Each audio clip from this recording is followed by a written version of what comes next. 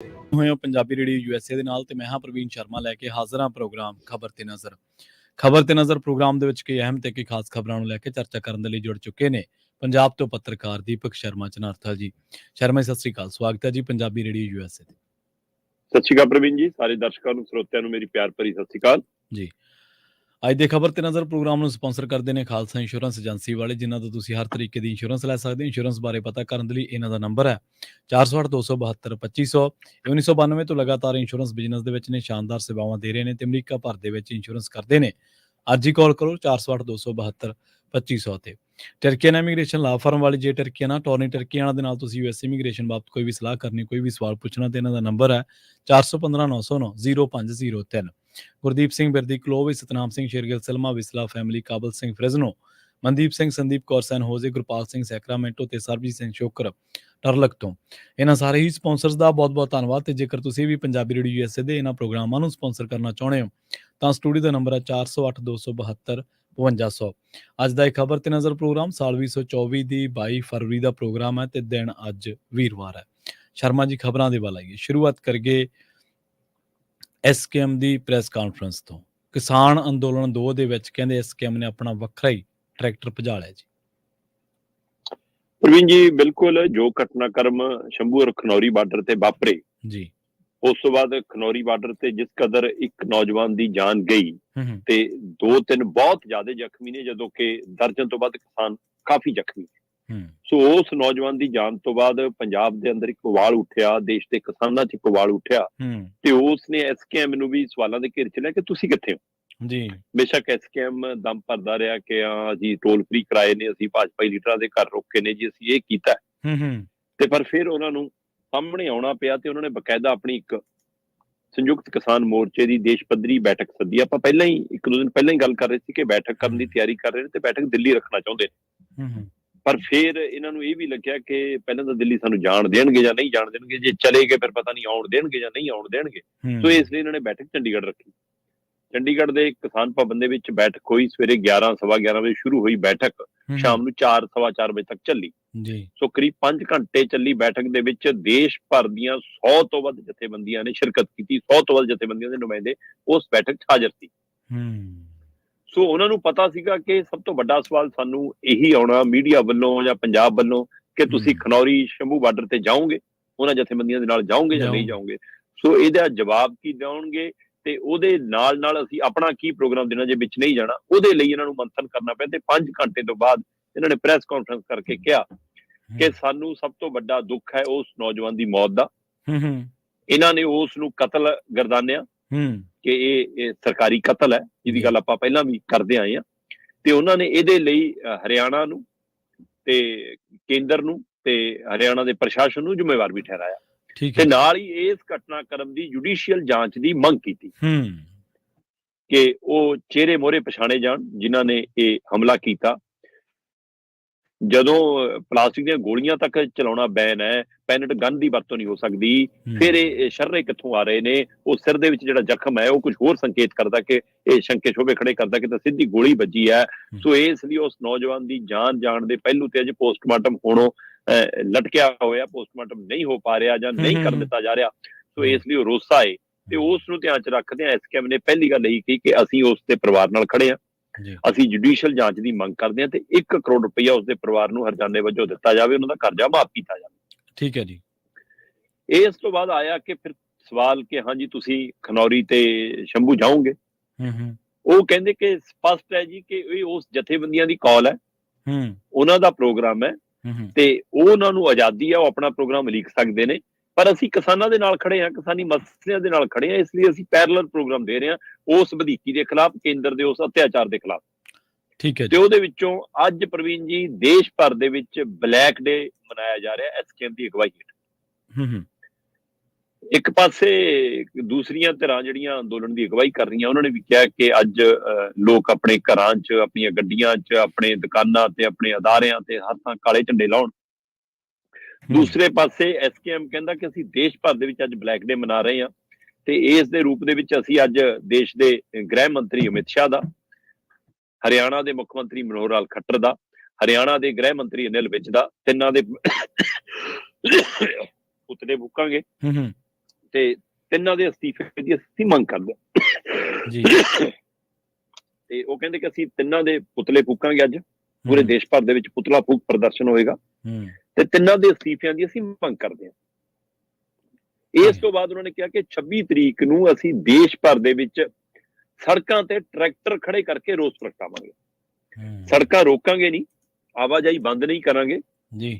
ਜੇਕਰ ਦੋਹਰੀ ਰੋਡ ਹੈ ਤਾਂ ਇੱਕ ਰੋਡ ਦੇ ਉੱਤੇ ਟਰੈਕਟਰ ਲਾਈਨ 'ਚ ਕਤਾਰਬੰਦੀ ਖੜੇ ਹੋਣਗੇ ਦਿੱਲੀ ਕੰਨੀ ਨੂੰ। ਜਿਹੜਾ ਵੀ ਸੂਬਾ ਹੈ, ਜਿਹੜੇ ਵੀ ਸੂਬੇ ਦੇ, ਹਰ ਸੂਬੇ ਦੇ ਕਿਸਾਨ ਹਤੈਸ਼ੀ ਆਪਣੇ ਟਰੈਕਟਰ, ਕਾਰਾਂ, ਗੱਡੀਆਂ, ਵਾਹਨ ਜੋ ਵੀ ਉਹ ਚਾਹਣ ਉਹ ਲੈ ਕੇ ਸਟੇਟ ਹਾਈਵੇ ਤੇ ਜਾਂ ਨੈਸ਼ਨਲ ਹਾਈਵੇ ਤੇ ਆਉਣ, ਆਪਣੇ ਪਿੰਡਾਂ ਸ਼ਹਿਰਾਂ ਦੇ ਲਾਗਲੇ ਖੇਤਰ ਦੇ, ਤੇ ਲਿਆ ਕੇ ਸੜਕ ਦੇ ਉੱਤੇ ਕਤਾਰਬੰਦੀ ਖੜਾ ਕਰ ਦੇਣ। ਤੇ ਜੇਕਰ ਦੋਹਰੀ ਸੜਕ ਹੈ ਤਾਂ ਇੱਕ ਸੜਕ ਬੰਦ ਹੋਊਗੀ, ਇੱਕ ਸੜਕ ਚੱਲਦੀ ਰਹੂਗੀ।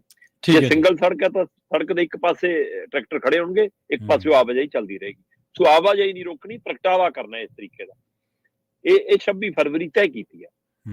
ਫਿਰ ਆਇਆ ਕਿ ਦਿੱਲੀ ਕੂਚ ਦਾ ਜਿਹੜਾ ਫੈਸਲਾ ਉਹਨਾਂ ਜਥੇਬੰਦੀਆਂ ਦਾ, ਉਹਦੇ ਬਰਾਬਰ ਕੀ ਆਪਾਂ ਦਿੱਲੀ ਜਾਣਾ। ਮੈਨੂੰ ਪਤਾ ਲੱਗਿਆ ਕਿ ਮੀਟਿੰਗ ਦੇ ਵਿੱਚ 16-17 ਲੀਡਰਾਂ ਨੇ ਜੇਲ੍ਹ ਭਰੋ ਅੰਦੋਲਨ ਦੀ ਕਾਲ ਦਿੱਤੀ। ਠੀਕ ਹੈ ਜੀ, ਕਿ ਸਾਨੂੰ ਦਿੱਲੀ ਪੈਦਲ ਮਾਰਚ ਕਰਨਾ ਚਾਹੀਦਾ ਹੈ, ਸਾਨੂੰ ਜੇਲ੍ਹ ਭਰੋ ਅੰਦੋਲਨ ਛੇੜ ਦੇਣਾ ਚਾਹੀਦਾ ਹੈ।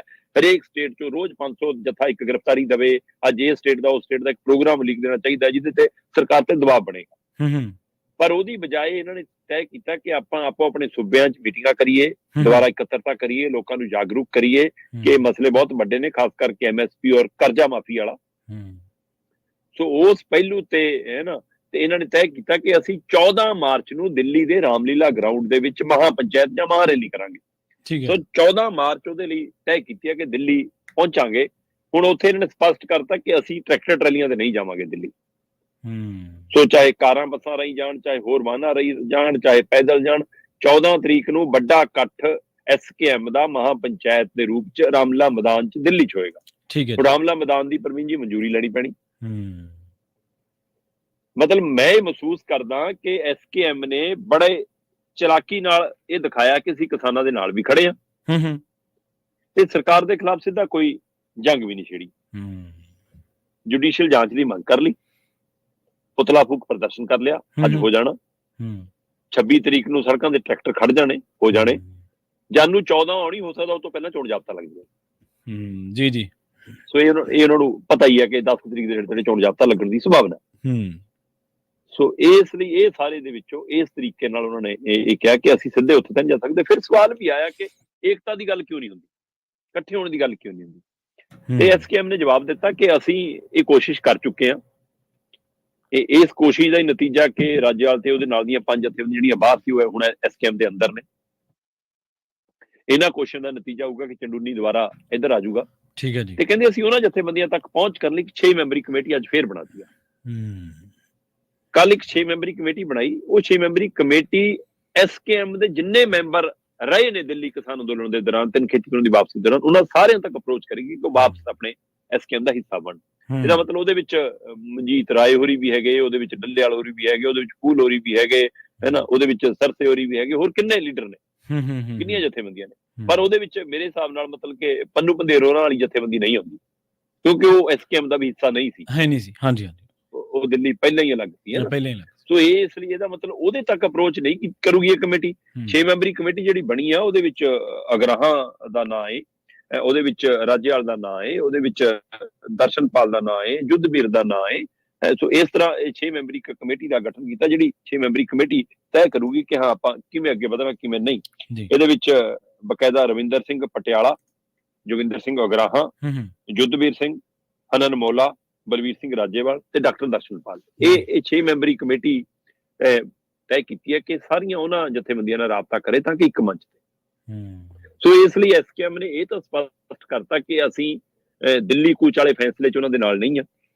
ਅਸੀਂ ਉਹ ਸਾਨੂੰ ਵੱਖਰੀ ਧਿਰ ਵਜੋਂ ਉਹ ਗੈਰ ਰਾਜਨੀਤਿਕ SKM ਕਹਾਉਂਦੇ ਨੇ, ਅਸੀਂ ਸਾਨੂੰ ਰਾਜਨੀਤਿਕ SKM ਦਾ ਦਰਜਾ ਦਿੱਤਾ ਹੋਇਆ ਉਹਨਾਂ ਨੇ, ਇਸ ਲਈ ਅਸੀਂ ਉਹਨਾਂ ਦੇ ਪ੍ਰੋਗਰਾਮ ਦਾ ਸ਼ਾਮਲ ਨਹੀਂ ਹੋਵਾਂਗੇ। ਪਰ ਕਿਸਾਨੀ ਮਸਲਿਆਂ ਤੇ ਅਸੀਂ ਆਪਣਾ ਵਿਖਾਵਾ, ਆਪਣਾ ਪ੍ਰਗਟਾਵਾ, ਆਪਣਾ ਰੋਸ ਪ੍ਰਗਟਾਵਾਂਗੇ। ਸੋ ਇਸ ਤਰੀਕੇ ਨਾਲ ਉਹਨਾਂ ਨੇ ਕੱਲ ਆਪਣਾ ਐਲਾਨ ਕੀਤਾ ਤੇ ਅੱਜ ਪੂਰੇ ਦੇਸ਼ ਦੇ ਵਿੱਚ ਬਲੈਕ ਡੇ ਮਨਾਇਆ ਜਾਏਗਾ, ਜਿਹਦਾ ਅਸਰ ਪੰਜਾਬ ਤੇ ਹਰਿਆਣਾ 'ਚ ਕਾਫੀ ਦੇਖਣ ਨੂੰ ਮਿਲ ਸਕਦਾ ਹੈ। ਪਰ ਹਰਿਆਣਾ ਤੋਂ ਮੈਨੂੰ ਖਬਰਾਂ ਮਿਲ ਰਹੀਆਂ ਪ੍ਰਵੀਨ ਜੀ ਕਿ ਹਰਿਆਣਾ ਦੇ ਵਿੱਚ ਕੱਲ ਰਾਤ ਦਾ ਹੀ ਕਿਸਾਨ ਆਗੂਆਂ ਨੂੰ ਚੱਕੋ ਚੱਕੀ, ਫੜੋ ਫੜੀ, ਘਰਾਂ 'ਚ ਉਹਨਾਂ ਨੂੰ ਘਰਾਂ 'ਚ ਨਜ਼ਰਬੰਦੀ ਇਹ ਸ਼ੁਰੂ ਹੋ ਗਈ। ਜੀ ਸ਼ਰਮਾ ਜੀ ਦੇਖੋ ਗੱਲ ਇਹ ਹੈ ਕਿ ਜੇਕਰ ਕੋਈ ਖਿਡਾਰੀ 40 ਕਿਲੋ ਭਾਰ ਚੱਕਦਾ ਨਾ ਜਾਂ 80 ਕਿਲੋ ਚੱਕਦਾ ਤਾਂ ਉਹ ਤੋਂ ਤਵੱਕੋ ਕੀਤੀ ਜਾਂਦੀ ਕਿ ਅਗਲੀ ਵਾਰ ਨੂੰ 82 ਚੱਕੂਗਾ। ਜੇ ਕੋਈ ਕ੍ਰਿਕਟ ਦੇ ਮੈਚ ਦੇ ਵਿੱਚ 70 ਦੌੜਾਂ ਬਣਾਉਂਦਾ ਤੇ ਉਹਦੇ ਤਵੱਕੋ ਕੀਤੀ ਜਾਂਦੀ ਕਿ ਸ਼ਾਇਦ ਆਉਣ ਵਾਲੇ ਮੈਚ ਦੇ ਵਿੱਚ ਸੈਂਕੜਾ ਮਾਰੂ। ਇਸੇ ਤਰ੍ਹਾਂ ਜਿਹੜੇ ਸਾਡੇ ਕਿਸਾਨ ਆਗੂ ਆ, ਇਹਨਾਂ ਨੇ ਮਾਨਸਿਕ ਤੌਰ ਤੇ ਤਾਂ ਆਪਣੀ ਜਿਹੜੀ ਇਹਨਾਂ ਦਾ ਥੋਟ ਪ੍ਰੋਸੈਸ ਆ ਉਹਦੇ 'ਚ ਪਰਿਪੱਕਤਾ, ਉਹਦੇ 'ਚ ਮੈਚਿਓਰਿਟੀ, ਉਹਦੇ 'ਚ ਸਰਕਾਰ ਨਾਲ ਟੇਬਲ ਟਾਕ ਦੀਆਂ ਗੱਲਾਂ ਜਦੋਂ ਇਹ ਹਰਾ ਕੇ ਆਏ ਨੇ ਸਰਕਾਰ ਨੂੰ, ਤਾਂ ਉਹਦੇ 'ਚ ਇਹਨਾਂ ਨੇ ਪ੍ਰਦਰਸ਼ਨ ਕੀਤਾ ਆਪਦੀ ਮਾਨਸਿਕ ਸਮਰੱਥਾ ਦਾ ਕਿ ਸਾਨੂੰ ਕਿਸਾਨਾਂ ਬਾਰੇ, ਕਿਸਾਨੀ ਮਸਲਿਆਂ ਬਾਰੇ ਕਿੰਨੀ ਜਾਣਕਾਰੀ। ਪਰ ਜਦੋਂ ਇਹ ਆਪਸ ਵਿੱਚ ਦੀ ਪਾਟੋ ਧਾੜ ਹੋ ਜਾਂਦੇ ਫਿਰ ਲੋਕ ਹੈਰਾਨ ਹੁੰਦੇ ਵੀ ਏਡੇ ਸਮਝਦਾਰ, ਏਡੇ ਸਿਆਣੇ ਬੰਦੇ ਤੇ ਇੱਕ ਦੂਜੇ ਕੰਨੀ ਮੂੰਹ ਕਰਕੇ ਰਾਜੀ ਨੇ। ਬਿਲਕੁਲ ਇਹੀ ਮਸਲਾ, ਇਹਦਾ ਹੀ ਫਾਇਦਾ ਸਰਕਾਰਾਂ ਚੱਕਦੀਆਂ, ਇਹਦਾ ਹੀ ਫਾਇਦਾ ਸਰਕਾਰਾਂ ਚੱਕਦੀਆਂ। ਸਰਕਾਰਾਂ ਤਾਂ ਜਿਹੜੀ ਇਹਨਾਂ ਦੇ ਵਿਚਾਲੇ ਲੀਕ ਹੈ, ਭਾਵੇਂ ਉਹ ਵਿਚਾਰਧਾਰਕ ਤੌਰ ਤੇ, ਭਾਵੇਂ ਉਹ ਕੱਡ ਦੇ ਤੌਰ ਤੇ, ਉਹ ਤਾਂ ਕਹਿੰਦੇ ਹੋਰ ਗੂੜੀ ਹੋਵੇ ਤਾਂ ਸਗੋਂ ਚੰਗੀ ਹੈ। ਤੇ ਗੱਲਬਾਤ ਕਰੀਏ ਕਿਸਾਨਾਂ ਦੀ ਤੇ ਕੇਂਦਰ ਦੀ। ਸ਼ਰਮਾ ਜੀ, ਕੇਂਦਰ ਕਹਿੰਦਾ ਹੁਣ ਨਵੀਆਂ ਤਜਵੀਜ਼ਾਂ ਦੇ ਨਾਲ ਕਿਸਾਨਾਂ ਨੂੰ ਫਿਰ ਦੇ ਸਕਦਾ ਗੱਲਬਾਤ ਦਾ ਸੱਦਾ ਜੀ।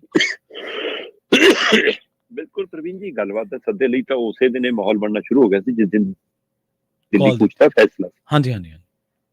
ਪਰ ਉਹ ਬੇਸ਼ੱਕ ਉਹ ਟਵੀਟ ਆ ਗਿਆ ਸੀ, ਬੇਸ਼ੱਕ ਉਹ ਬਿਆਨ ਆ ਗਿਆ ਸੀ ਖੇਤੀਬਾੜੀ ਮੰਤਰੀ ਦਾ, ਪਰ ਇੱਧਰ ਸਾਡੇ ਲੀਡਰ ਟਵੀਟ ਚੁਲਝੇ ਸੀ, ਗੱਲਬਾਤ ਚੁਲਝੇ ਸੀ, ਤੇ ਉਧਰ ਕਹਿੰਦੇ ਕਿ ਉਹਨਾਂ ਨੇ ਘਾਰਾ ਕਰ ਦਿੱਤਾ ਹਰਿਆਣਾ ਦੀ ਫੋਰਸ ਨੇ, ਜਾਂ ਉਹ ਜਿਹੜੇ ਤੈਨਾਤ ਕੀਤੇ ਮੁਲਾਜ਼ਮ ਸੀਗੇ ਭਾੜੇ ਦੇ, ਉਹਨਾਂ ਨੇ ਸਾਡੇ ਨੌਜਵਾਨ ਦੀ ਜਾਨ ਲੈ ਲਈ। ਉਸ ਤੋਂ ਬਾਅਦ ਇਹ ਗੱਲਬਾਤ ਵਿੱਚ ਵਿਚਾਲੇ ਰੁਕ ਗਈ। ਮੈਨੂੰ ਦਿੱਲੀ ਤੋਂ ਖਬਰਾਂ ਮਿਲ ਰਹੀਆਂ ਪ੍ਰਵੀਨ ਜੀ ਕਿ ਗ੍ਰਹਿ ਮੰਤਰੀ ਅਮਿਤ ਸ਼ਾਹ ਨਾਲ ਇਹਨਾਂ ਤਿੰਨਾਂ ਮੰਤਰੀਆਂ ਨੇ ਬੈਠਕ ਕੀਤੀ ਹੈ। ਉਸ ਬੈਠਕ ਦੇ ਵਿੱਚ ਮੁੜ ਕੇ ਵਿਚਾਰ ਕੀਤਾ ਗਿਆ ਕਿ ਇੱਕ ਤਾਂ 5 ਸਾਲ ਵਾਲਾ ਪੀਰੀਅਡ ਵਧਾ ਦਿਓ ਜਾਂ ਹਟਾ ਦਿਓ। ਜਿਹੜਾ 5 ਸਾਲ ਵਾਲਾ ਲੋਕ ਲਾਇਆ ਕਿ 5 ਸਾਲ ਦੇ ਲਈ 5 ਫਸਲਾਂ ਤੇ MSP, ਉਹਦੇ ਵਿੱਚੋਂ ਜਾਂ ਤਾਂ ਇਹ 5 ਸਾਲ ਵਾਲਾ ਪੀਰੀਅਡ ਹੁਣ ਹਟਾਉਣ ਬਾਰੇ ਸੋਚ ਰਹੇ ਨੇ ਜਾਂ ਇਸ ਨੂੰ ਵਧਾਉਣ ਬਾਰੇ ਸੋਚ ਰਹੇ ਕਿ 10 ਸਾਲ 15 ਸਾਲ ਕਰ ਦਿਓ। ਦੂਸਰਾ, ਉਹ 5 ਤੋਂ ਵਧਾਉਣਾ ਚਾਹੁੰਦੇ ਨੇ, ਜਿਵੇਂ ਦਾਲਾਂ, ਨਰਮਾ ਤੇ ਮਤਲਬ ਇਸ ਤਰ੍ਹਾਂ ਜਿਹੜੀਆਂ ਫਸਲਾਂ ਤੈਅ ਕੀਤੀਆਂ ਨੇ ਕਿ ਇਹਨਾਂ ਦੇ ਉੱਤੇ ਅਸੀਂ MSP ਦੇਵਾਂਗੇ, ਕਿ ਉਹਦੇ ਵਿੱਚ ਵਾਧਾ ਕਰ ਲਓ, ਥੋੜਾ ਜਿਹਾ ਹੋਰ ਕੁਝ ਫਸਲਾਂ ਸ਼ਾਮਲ ਕਰ ਲਓ। ਤੇ ਇਹਨਾਂ ਦੋਵਾਂ ਮਸਲਿਆਂ ਤੇ ਅਮਿਤ ਸ਼ਾਹ ਨਾਲ ਬੈਠਕ ਹੋਈ। ਉਹ ਤੋਂ ਬਾਅਦ ਮੈਨੂੰ ਪਤਾ ਲੱਗ ਰਿਹਾ ਖੇਤੀਬਾੜੀ ਵਿਭਾਗ ਦੇ ਸਕੱਤਰ ਤੇ ਹੋਰ ਮੈਂਬਰਾਂ ਨਾਲ ਵੀ ਮੰਤਰੀ ਰਾਬਤੇ 'ਚ ਨੇ, ਤੇ ਅੱਜ ਕੱਲ ਦੇ ਵਿੱਚ ਨਵੀਂ ਤਜਵੀਜ਼ ਦੇ ਨਾਲ ਇਹ ਸੱਦਾ ਦੇ ਸਕਦੇ ਨੇ, ਚਾਹੇ ਉੱਥੇ ਦਿੱਲੀ ਬੁਲਾਉਣ ਤੇ ਚਾਹੇ ਫਿਰ ਚੰਡੀਗੜ੍ਹ ਆ ਜਾਣ। ਤੇ ਪਰ ਹੁਣ ਦੇਖਣ ਵਾਲੀ ਗੱਲ ਹੋਏਗੀ ਕਿ ਹੁਣ ਇੱਕ ਤਰ੍ਹਾਂ ਨਾਲ ਚਾਹੇ ਪੈਰਲਰ ਹੀ ਸਹੀ, ਚਾਹੇ ਵੱਖਰੇ ਰੂਪ 'ਚ ਹੀ ਸੀ, SKM ਨੇ ਵੀ ਇੱਕ ਅੰਦੋਲਨ ਤਾਂ ਛੇੜ ਲਿਆ। ਹੁਣ ਕੀ ਦਿੱਲੀ ਸਰਕਾਰ, ਕੇਂਦਰ ਸਰਕਾਰ, ਭਾਜਪਾ ਦੇ ਮੰਤਰੀ ਸੰਤਰੀ ਕੱਲੇ ਪੰਨੂ ਪੰਧੇਰ ਹੋਰੀ, ਡੱਲੇਵਾਲ ਹੋਰੀ ਉਸ ਜਥੇਬੰਦੀਆਂ ਦੇ ਨੁਮਾਇੰਦਿਆਂ ਨੂੰ ਕਾਲ ਕਰਨਗੇ ਜਾਂ SKM ਨੂੰ ਵੀ ਕਾਲ ਕਰਨਗੇ, ਉਹ ਦੇਖਣ ਵਾਲੀ ਗੱਲ ਇਹ ਹੋਊ। ਸੋ ਇਸ ਲਈ ਫਿਰ ਮਸਲਾ ਕਿੱਧਰ ਨੂੰ ਜਾਏਗਾ। ਤੇ ਹੁਣ ਇੱਧਰ ਤਾਂ ਮਤਲਬ ਕਿ ਡੱਲੇਵਾਲ ਹੋਰੀ ਕੱਲ ਕਹਿ ਰਹੇ ਸੀਗੇ ਕਿ ਅਸੀਂ ਮੁੱਖ ਮੰਤਰੀ ਨੂੰ ਕਿਹਾ ਸੀਗਾ ਕਿ ਵਿੱਚ ਆਓ ਤਾਂ ਕਿ ਤੁਹਾਡੇ ਸਾਹਮਣੇ ਪਤਾ ਲੱਗ ਸਕੇ ਬਾਰਡਰਾਂ ਸਾਡੇ ਨਾਲ ਕੀ ਹੋ ਰਿਹਾ, ਤੇ ਉੱਧਰ ਪਤਾ ਲੱਗ ਰਿਹਾ ਕਿ ਮੁੱਖ ਮੰਤਰੀ ਸਾਹਿਬ ਆਪ ਕਾਲੇ ਸੀ ਵਿਚੋਲਗੀ ਕਰਨ ਨੂੰ, ਹੈਨਾ। ਤੇ ਹੁਣ ਸਵਾਲ ਉਹਨਾਂ ਦੀ ਸਰਕਾਰ ਤੇ ਵੀ ਉੱਠ ਰਹੇ ਨੇ ਕਿ ਤੁਸੀਂ ਅਜੇ ਤੱਕ ਵੀ ਐਕਸ਼ਨ ਨਹੀਂ ਲੈ ਪਾਏ ਕੁਛ। ਜੇ ਤੁਸੀਂ ਮੀਟਿੰਗ 'ਚ ਬੈਠਦੇ ਹੋ ਤਾਂ ਫਿਰ ਬਾਰਡਰ ਤੇ ਵੀ ਆ ਜਾਓ, ਤਾਂ ਫਿਰ ਪੂਰੇ ਅੰਦੋਲਨ 'ਚ ਦਿਖੋ ਨਾ ਉਸ ਤਰੀਕੇ ਨਾਲ। ਤੇ ਤੁਹਾਡੀ ਪੁਲਿਸ ਉੱਤੇ ਮੂਕ ਦਰਸ਼ਕ ਬਣ ਕੇ ਖੜੀ ਆ ਤੇ ਉਹ ਹਮਲਾਵਰ ਨੇ ਤੇ ਤੁਹਾਡੀ ਹੱਦ 'ਚ ਆ ਕੇ ਕਾਰਵਾਈਆਂ ਕਰ ਰਹੇ ਨੇ। ਸੋ ਅਜੇ ਤੱਕ ਨਾ ਕੋਈ FIR, ਨਾ ਕੋਈ ਪਰਚਾ, ਨਾ ਕੋਈ ਇਨਕੁਆਇਰੀ, ਤੇ ਮੂੰਹ ਜ਼ਬਾਨੀ ਬਿਆਨ ਦੇ ਕੇ ਕਿਹਾ ਅਸੀਂ ਪਰਿਵਾਰ ਦੇ ਨਾਲ, ਅਸੀਂ ਕਿਸਾਨਾਂ ਦੇ ਨਾਲ ਨਹੀਂ ਸਰਨਾ। ਸੋ ਇਸ ਲਈ ਇੱਕ ਪਾਸੇ ਪੰਜਾਬ ਸਰਕਾਰ ਸਵਾਲਾਂ 'ਚ ਘਿਰਦੀ ਜਾ ਰਹੀ ਹੈ, ਦੂਏ ਪਾਸੇ ਦੋਏ ਅਲੱਗ-ਅਲੱਗ ਧਿਰਾਂ ਨੇ ਆਪੋ ਆਪਣੇ ਪੱਧਰ ਦੇ ਅੰਦੋਲਨ ਵਿੱਢੇ ਹੋਏ ਨੇ। ਇੱਕ ਨੇ ਅੱਜ ਦਿੱਲੀ ਕੂਚ ਤੇ ਫੈਸਲਾ ਲੈਣਾ ਫਿਰ, ਇਸ ਲਈ ਉਹ 2 ਦਿਨ ਦਾ ਸਮਾਂ ਸੀ, 2 ਦਿਨ ਦਾ ਸਮਾਂ ਲੰਘ ਗਿਆ। ਅੱਜ ਫਿਰ ਦੁਬਾਰਾ ਉਹ ਜਥੇਬੰਦੀਆਂ ਆਪਣੀ ਮੀਟਿੰਗ ਕਰਕੇ ਫੈਸਲਾ ਲੈਣਗੀਆਂ ਕਿ ਦਿੱਲੀ ਕਰਨਾ ਹੈ ਕੂਚ ਕਿ ਨਹੀਂ ਕਰਨਾ, ਜੇ ਕਰਨਾ ਤਾਂ ਕਿਵੇਂ ਕਰਨਾ, ਕਿਸ ਰੂਪ 'ਚ ਕਰਨਾ। ਤੇ ਉਧਰ SKM ਨੇ ਅੱਜ ਪੂਰੇ ਦਿਨ ਦੇ ਵਿੱਚ ਜਿਹੜਾ ਬਲੈਕ ਡੇ ਮਨਾਉਣਾ ਹੈ। ਉਸ ਤੋਂ ਬਾਅਦ ਇਹ ਸਭ ਦੇ ਦਰਮਿਆਨ ਅੱਜ ਸ਼ਾਮ ਤੱਕ ਜਾਂ ਭਲਕ ਤੱਕ ਸੱਦਾ ਆਉਣ ਦੀ ਉਮੀਦ ਖੜੀ ਹੈ। ਦਿੱਲੀ ਦੇ ਵਿੱਚ ਮੁੜ ਕੇ ਮੰਥਨ ਚੱਲ ਰਿਹਾ ਤੇ ਸਰਕਾਰ ਇਸ ਮਸਲੇ ਨੂੰ ਹੱਲ ਵੀ ਚਾਹੁੰਦੀ ਹੈ ਤੇ ਇਹ ਵੀ ਨਹੀਂ ਚਾਹੁੰਦੀ ਕਿ ਕੋਈ ਦੇਣਾ ਪਵੇ। ਜੇ ਦੇਣ ਦੀ ਨੀਅਤ ਹੁੰਦੀ ਤਾਂ ਹੁਣ ਤੱਕ ਫੈਸਲਾ ਕਰ ਦਿੰਦੇ। ਜੀ। ਤੇ ਗੱਲ ਕਰੀਏ ਕਾਂਗਰਸ ਤੇ ਆਪ ਦੀ, ਦਿੱਲੀ, ਹਰਿਆਣਾ ਤੇ ਗੁਜਰਾਤ ਦੇ ਵਿੱਚ ਕਹਿੰਦੇ ਆਪ ਤੇ ਕਾਂਗਰਸ ਦੇ ਵਿਚਾਲੇ ਸਮਝੌਤਾ ਸਿਰੇ ਚੜ ਗਿਆ। ਪੰਜਾਬ ਦੇ ਕਾਂਗਰਸੀਆਂ ਤੇ ਪੰਜਾਬ ਦੇ ਆਪ ਲੀਡਰਾਂ ਨੇ ਥੋੜਾ ਜਿਹਾ ਸੁੱਖ ਦਾ ਸਾਹ ਲਿਆ ਹੋਣਾ ਸ਼ਰਮਾ ਜੀ। ਬਿਲਕੁਲ ਪ੍ਰਵੀਨ ਜੀ, ਮਤਲਬ ਆਮ ਆਦਮੀ ਪਾਰਟੀ ਨੂੰ ਵੀ ਇਹ ਨਹੀਂ ਲੱਗ ਰਿਹਾ ਸੀਗਾ ਕਿ ਅਸੀਂ ਦਿੱਲੀ 'ਚ ਇਕੱਲਿਆਂ ਜਿੱਤ ਸਕਦੇ ਹਾਂ। ਉਹ ਵੀ ਮਹਿਸੂਸ ਕਰਦੇ ਇਕੱਲਿਆਂ ਜਿੱਤਣਾ ਔਖਾ ਹੈ, ਕਿਉਂਕਿ ਕੇਜਰੀਵਾਲ ਦਾ ਮੈਂ ਬਿਆਨ ਦੇਖ ਰਿਹਾ ਸੀ, ਉਹ ਕਹਿ ਰਹੇ ਸੀ ਕਿ ਅੱਡੋ ਅੱਡ ਲੜ ਰਹੇ ਆ ਤੇ ਲੜਦੇ ਰਹਾਂਗੇ। ਪਰ ਇਹ ਦੇਖ ਲਓ ਕਿ 7 ਦੀਆਂ 7 ਪਿਛਲੀ ਵਾਰ ਵੀ BJP ਲੈ ਗਈ ਸੀ। ਸੋ ਇਸ ਲਈ ਉਹਨੂੰ ਲੱਗਿਆ ਕਿ ਮਿਲ ਕੇ ਲੜਨ 'ਚ ਫਾਇਦਾ ਹੈ। ਤੇ ਪਰ ਉਧਰ ਉਹਨਾਂ ਨੂੰ ਆਪਣੀ ਗ੍ਰਿਫਤਾਰੀ ਦਾ ਡਰ ਵੀ ਸਤਾਉਂਦਾ ਕਿ ਜੇਕਰ ਮੈਂ ਮਿਲ ਕੇ ਲੜਦਾ ਫਿਰ ਮੇਰੇ ਤੇ ਇਹ ਵੀ ਅਸਰ ਹੋ ਜਾਂਦਾ। ਕਿ ਹੁਣ ਕੇਜਰੀਵਾਲ ਨੇ ਦਬਾਅ ਦੀ ਰਾਜਨੀਤੀ ਕਰਨ ਦਾ ਫੈਸਲਾ ਕੀਤਾ। ਪੰਜਾਬ 'ਚ ਉਹ ਆਮ ਆਦਮੀ ਪਾਰਟੀ ਤੇ ਕਾਂਗਰਸੀ ਲੀਡਰਾਂ ਮੂਹਰੇ ਦੋਏ ਪਾਰਟੀਆਂ ਆਪੋ ਆਪਣਾ ਹਾਈਕਮਾਂਡ ਸਰੈਂਡਰ ਕਰ ਗਏ ਨੇ ਕਿ ਦਿੱਲੀ ਦਾ ਹਾਈਕਮਾਂਡ ਤਾਂ ਪੰਜਾਬ 'ਚ ਵੀ ਗੱਠਜੋੜ ਚਾਹੁੰਦਾ ਸੀ, ਚਾਹੇ ਉਹ ਆਪ ਦਾ ਤੇ ਚਾਹੇ ਕਾਂਗਰਸ ਦਾ, ਪਰ ਨਾ ਪੰਜਾਬ ਦੀ ਆਪ ਲੀਡਰਸ਼ਿਪ ਮੰਨਣ ਲਈ ਤਿਆਰ ਸੀ ਗੱਠਜੋੜ, ਨਾ ਪੰਜਾਬ ਦੀ ਕਾਂਗਰਸ ਲੀਡਰਸ਼ਿਪ ਮੰਨਣ ਲਈ ਤਿਆਰ ਸੀ। ਸੋ ਨਤੀਜਾ ਪੰਜਾਬ 'ਚ ਤਾਂ ਇਕੱਲਿਆਂ ਲੜ ਰਹੇ ਨੇ। ਚੰਡੀਗੜ੍ਹ ਦੀ ਸੀਟ ਕਾਂਗਰਸ ਲਈ ਛੱਡ ਦਿੱਤੀ ਗਈ ਹੈ ਕਿਉਂਕਿ ਮੇਅਰ ਬਣ ਗਿਆ ਹੁਣ ਗੱਠਜੋੜ ਵਾਲਾ ਜੀ। ਸੋ ਇਸ ਲਈ ਚੰਡੀਗੜ੍ਹ ਦੀ ਸੀਟ ਕਾਂਗਰਸ ਨੂੰ ਛੱਡ ਕੇ ਆਪ ਨੇ ਕਿਹਾ ਕਿ ਅਸੀਂ ਤੁਹਾਡਾ ਸਮਰਥਨ ਕਰਾਂਗੇ। ਫਿਰ ਮਸਲਾ ਆਉਂਦਾ ਦਿੱਲੀ ਦਾ। ਦਿੱਲੀ ਦੇ ਵਿੱਚ 7 ਸੀਟਾਂ ਨੇ, ਕਾਂਗਰਸ ਨੂੰ 1 ਸੀਟ ਦੇ ਰਹੀ ਸੀ ਆਮ ਆਦਮੀ ਪਾਰਟੀ ਜੀ ਕਿ ਤੁਹਾਨੂੰ 1 ਸੀਟ ਦੇਵਾਂਗੇ, 7 ਚੋਂ 6 ਤੇ ਅਸੀਂ ਲੜਾਂਗੇ।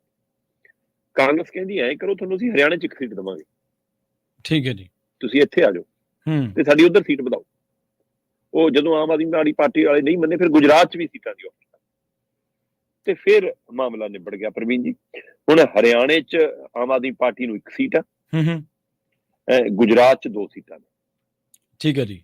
ਸੋ ਇਸ ਤਰ੍ਹਾਂ 3 ਸੀਟਾਂ ਹੋਰ ਦੇ ਕੇ ਦਿੱਲੀ 'ਚ 3 ਸੀਟਾਂ ਕਾਂਗਰਸ ਨੇ ਲੈ ਲਈਆਂ। 7 ਦੇ ਵਿੱਚੋਂ 4 ਤੇ ਦਿੱਲੀ 'ਚ ਆਮ ਆਦਮੀ ਪਾਰਟੀ ਲੜੇਗੀ, 3 ਤੇ ਦਿੱਲੀ ਦੇ ਵਿੱਚ ਕਾਂਗਰਸ ਲੜੇਗੀ ਤੇ ਹਰਿਆਣੇ ਦੀਆਂ 10 ਸੀਟਾਂ ਦੇ ਵਿੱਚੋਂ 9 ਦੇ ਉੱਤੇ ਕਾਂਗਰਸ ਲੜੇਗੀ, 1 ਦੇ ਉੱਤੇ ਆਮ ਆਦਮੀ ਪਾਰਟੀ ਲੜੇਗੀ। ਗੁਜਰਾਤ ਦੇ ਵਿੱਚ 2 ਸੀਟਾਂ ਤੇ ਫੈਸਲਾ ਹੋਇਆ ਕਿ ਆਮ ਆਦਮੀ ਪਾਰਟੀ ਨੂੰ ਛੱਡੀਆਂ ਜਾਣਗੀਆਂ।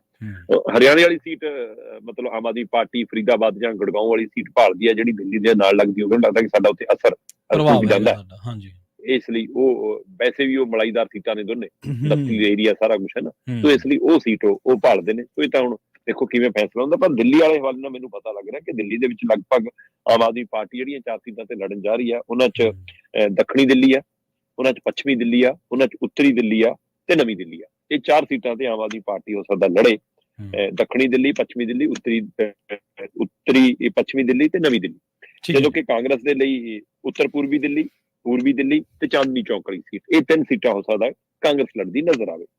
ਸੋ ਇਸ ਲਈ ਇਹ ਗੱਠਜੋੜ ਲਗਭਗ ਸਿਰੇ ਚੜ ਗਿਆ ਤੇ ਇਹਦਾ ਐਲਾਨ ਕਿਸੇ ਵੀ ਸਮੇਂ ਹੁਣ ਹੋ ਸਕਦਾ। ਕੱਲ ਦਿੱਲੀ ਦੇ ਵਿੱਚ ਇਸ ਨੂੰ ਅੰਤਮ ਛੋਹ ਦੇ ਦਿੱਤੀ ਗਈ ਹੈ। ਉਧਰ ਪਵਾਰ ਦੇ ਨਾਲ ਰਾਹੁਲ ਗਾਂਧੀ ਦਾ ਰਾਬਤਾ ਫਿਰ ਚੱਲ ਰਿਹਾ, ਉਧਰ ਯੂਪੀ ਦੇ ਵਿੱਚ ਅਖਿਲੇਸ਼ ਯਾਦਵ ਨਾਲ ਤੈਅ ਹੋ ਗਿਆ, 80 ਚੋਂ 63 ਸੀਟਾਂ ਤੇ ਸਮਾਜਵਾਦੀ ਪਾਰਟੀ ਲੜੇਗੀ ਹੈ ਨਾ, ਤੇ 17 ਸੀਟਾਂ ਤੇ ਕਾਂਗਰਸ ਲੜਨ ਜਾ ਰਹੀ ਹੈ।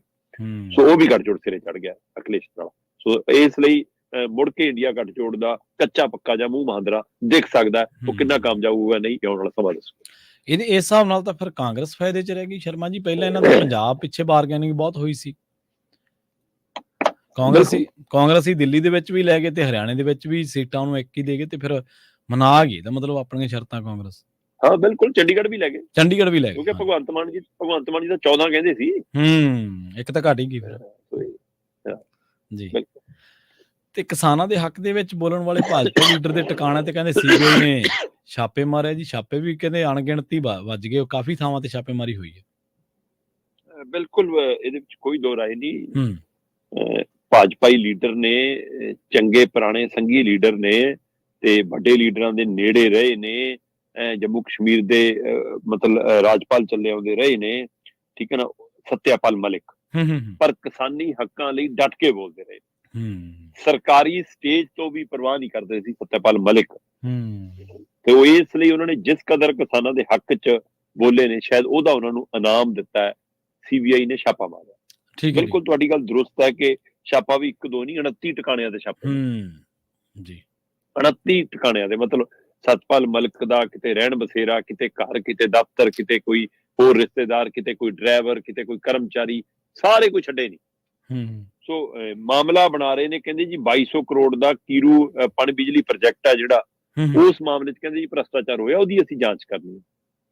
ਤੇ ਸਤਪਾਲ ਮਲਿਕ ਕਹਿੰਦੇ ਕਿ ਮੈਨੂੰ ਪਤਾ, ਮੈਂ ਕਿਸਾਨ ਦਾ ਮੁੰਡਾ, ਮੈਂ ਡਰਨ ਵਾਲਾ ਨਹੀਂ ਦੋਤੋਂ, ਮੈਨੂੰ ਪਤਾ ਇਹ ਛਾਪੇ ਤੁਸੀਂ ਪਣ ਬਿਜਲੀ ਪ੍ਰੋਜੈਕਟ ਦੇ ਘਟਾਲੇ ਕਰਕੇ ਨਹੀਂ ਮਾਰ ਰਹੇ, ਕਿਸਾਨਾਂ ਦੇ ਹੱਕ 'ਚ ਬੋਲਣ ਕਰਕੇ ਮਾਰ ਰਹੇ ਹੋ, ਤੁਹਾਨੂੰ ਮੈਂ ਸਵਾਲ ਕਰਦਾ ਇਸ ਦੀ ਮਾਰ ਰਹੇ। ਕਹਿੰਦਾ ਮਾਰੋ ਜਿਹਨੇ ਛਾਪੇ ਮਾਰਨੇ।